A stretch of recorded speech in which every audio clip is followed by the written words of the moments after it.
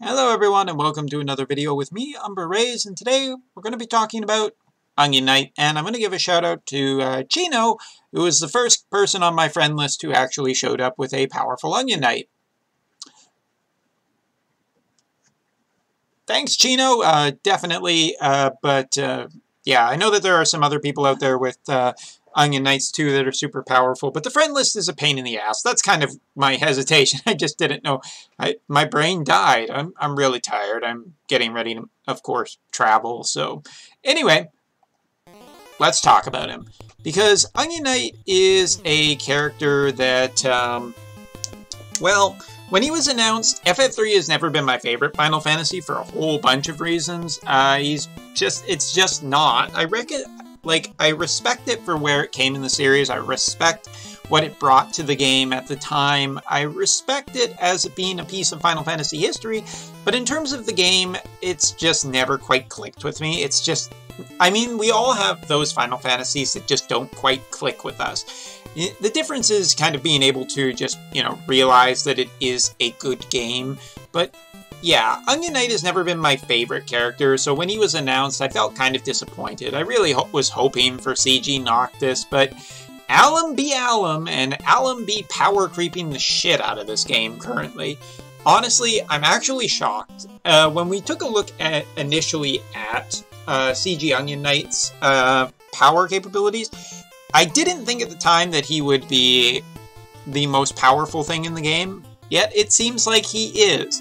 And let us put this in perspective really quickly before I go any further. Chair Rain, CG Rain, just came out not too long ago and was the most powerful unit in the game, and now he has been quite possibly pretty darn power crept by Onion Knight. That is really telling of the direction that this game is going, and that's, take it as a negative or a positive thing, whatever you want. Personally, this game is starting to feel a lot more like Brave Frontier every day, where it is just higher numbers and higher numbers. And I get it, people. What else could you do other than introduce new mechanics or a new battle type or some kind of limitation on the game?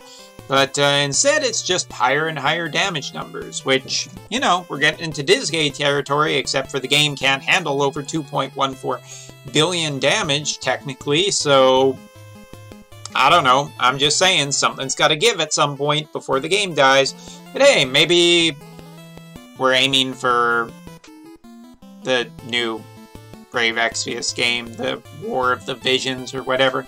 Doesn't really matter. Let's talk about Onion Knight. So Onion Knight has a really good TMR and a really good super TMR. TMR is basically an accessory 40 attacks. Skills recover 5% MP per turn and 50% equipped attack when dual wielding. So some true dual wield 40 attack and some MP recovery per turn. It is basically another version of Bart's TMR, just with MP replaced in there for the other ability that Bart's had. Perfectly fine, perfectly good. Nothing else really to say. If you didn't get Bart's, then this is your second chance to get a true dual wield accessory. Super TMR is quite a bit stronger than I would say. 50% attack when equipped with the sword, 100% attack when dual wielding. So yeah, it just kind of feels like Lightning's Super TMR, except power crept, which again hasn't been that long, so a little scary. But swords are kind of the most valuable currency in the true dual wield meta, since everybody can equip them. So yeah, this is a really great Super TMR. Not much else to talk about there. Base attack is 206. I think the 206 was actually put in there to limit Onion Knight a little bit. He has a fairly high amount of HP, not quite as good of defense as Chair Rain. But also not bad either. My voice went a little high there, and it's okay.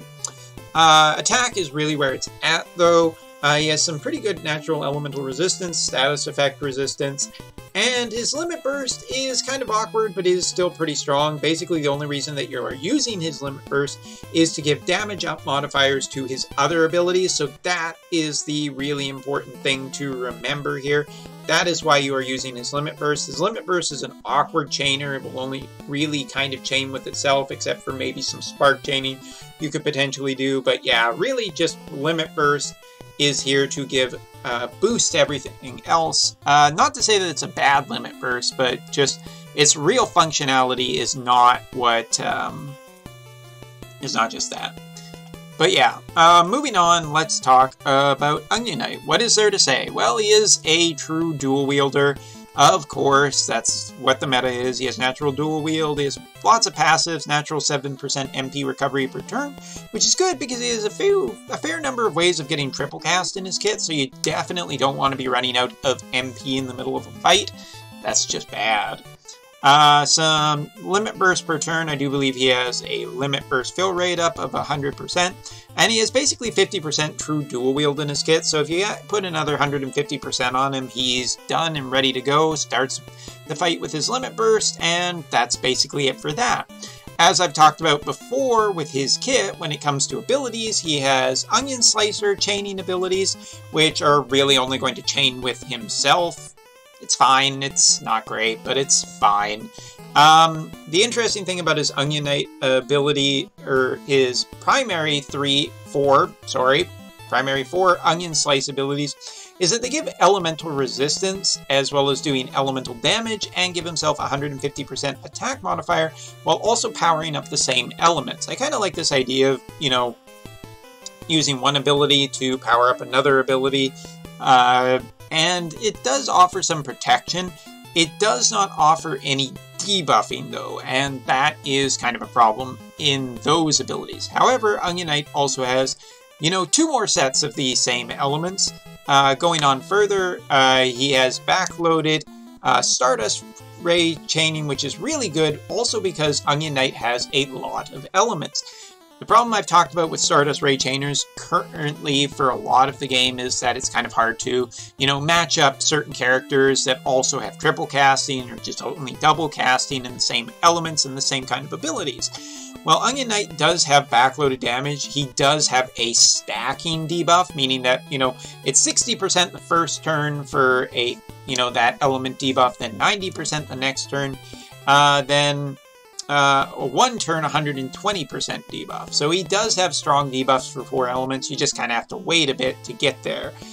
But those Stardust Ray chainings are pretty darn good. He also has a AoE debuff of 50% attack and magic, kind of like Rain, but also has some modifiers up, which is kind of the big thing with him, just using modifiers up, just finding ways to up his modifiers for his other abilities before he lets loose. And his last set of Stardust Rating Chains are just heavy backloaded damage with ignoring 50% defense, and that's probably where all of Onion Knight's power comes from. His really strong 68 MP elemental chaining that's just all backloaded damage basically, so it's really strong chaining. Now, he doesn't have any way to self-imbue, which is kind of a little disappointing, because if that was the case, then he would have the best AR chaining, and he would be an AR chaining god, and maybe I would have even spent money for him. You know, maybe. But that is not the case, because his Stardust Rain, he has no elemental imbue in his kit, so you'll have to find elements from somewhere else. But it is really cool to see backloaded AR chaining. I hope it shows up on some other characters, especially other characters that I really care about. Because, you know, Onion Knight's just not my favorite. Don't like it. But continuing on, one of his available turn 1, one of his cooldowns available turn 1 on a 6-turn cooldown removes all debuffs from himself, gives it 200% attack, 100% attack debuff resistance, learns triple cast for 2 turns of basically all his abilities, and gives a 200% modifier for 3 turns to other abilities. And his other cooldown ability, 99 MP, is backloaded Stardust Ray chaining, ignoring a lot of damage, or a lot of 50% defense. Also gives a 70% defense debuff, and gives an AoE 120% attack and magic debuff. So really, Onion Knight's kit is pretty solid, and there isn't really much else to talk about him. He is just he is the most powerful damage dealer apparently in the entire game right now. So yeah, we'll talk more about that in a bit, but let's show him off, and we'll be showing him off kind of alone because I didn't get an Onion Knight. I'm okay with this. Hopefully it means that my luck is being saved for a banner that I currently, or that I want more. So let's show off his Not his limit burst. First, we want to hold that back just a little bit. Let's do water. Why not? This is probably a water creature, but hey. Live and learn. So again, that second ability having the debuff capability is what's really, really strong here. But it is pretty good more in prolonged fights. He's kind of this interesting mix of multiple different things. So let's try multicasting here, or getting his big buff up, as well as AR chaining. Pretty nice amount of solo damage. Just imagine that triple casted with another character and an elemental buff and debuff. Should be just the most powerful thing. And of course we have to show off his limit burst because he is a CG. And this is a showcase. And if you wanted proof that basically these are just the Dissidia characters, and probably I would imagine that these are the Dissidia models and they're just reusing them again for this. There it is. There's kind of the proof right there, because Onion Knight is very much using the Sage as well as the Ninja, which are common for him in Dissidia. So there you go. And that also should tell you what basically the rest of the CG characters are going to look like. We're not going to get older King Noctis. We're also not going to get Ishtola from Shadowbringers. Unfortunately, we're just going to get their basic versions, which I guess is okay, but god damn it, we're almost 4. We're getting, you know, like what, half a year, or half a year before we're 4 years into this game, and we cannot get any really much variation. Too bad. But yeah, when it comes down to it, Onion Knight is just the most powerful damage dealer currently on the JP side, which is quite incredible. So to go over Onion Knight just really quickly, the power creep is real here. For anybody who got Chair Reign, obviously still you're very powerful. Hell, even Bart's is still very strong. There isn't really any reason to panic. But yeah, it's a little surprising to see the power creep kind of increasing this quickly. When Axstar came out, there was kind of a nice plateau for a while. You know, when Hayu came out on the JP side, there was a nice plateau for a while.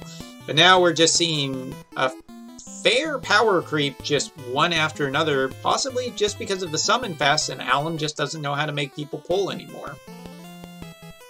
Probably a better way to say that, but there you go. So yeah, I'm really happy to see some AR chaining love, because I feel like that's the type of chaining that gets left out more often than not. Is Onion Knight anything super excited? If you were able to beat some of the more recent trials, you can probably skip this one pretty easily. Also because Hein is just not that interesting, and really we shouldn't be encouraging the Summon Festival stuff. And by encouraging, I mean spending money on it, obviously, although resources too will probably encourage it. So yeah, that is basically kind of my review of Onion Knight, CG Onion Knight. He is a very powerful character, most powerful in the entire game. Huzzah for that. But yeah, anyway, so next time we'll probably be taking a look at Hein and Zand, both characters that are less exciting, but still worth taking a look at. And really quickly, let's just, before I close this review out and wash my hands of Onion Knight, ooh, get us out of there.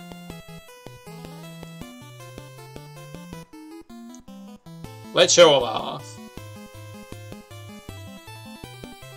Because we don't get to see all of his animations. And one more time for the Limit Burst too, for the fans of this little pipsqueak. Even though his sprite is basically the same height as Rain, maybe Rain's really short. Or maybe the artist just has a specific depth. Anyway, that's all for now, and I'll see you next time for another unit review. Probably gonna have to record the next one in Canada. Anyway, that's all. See you next time.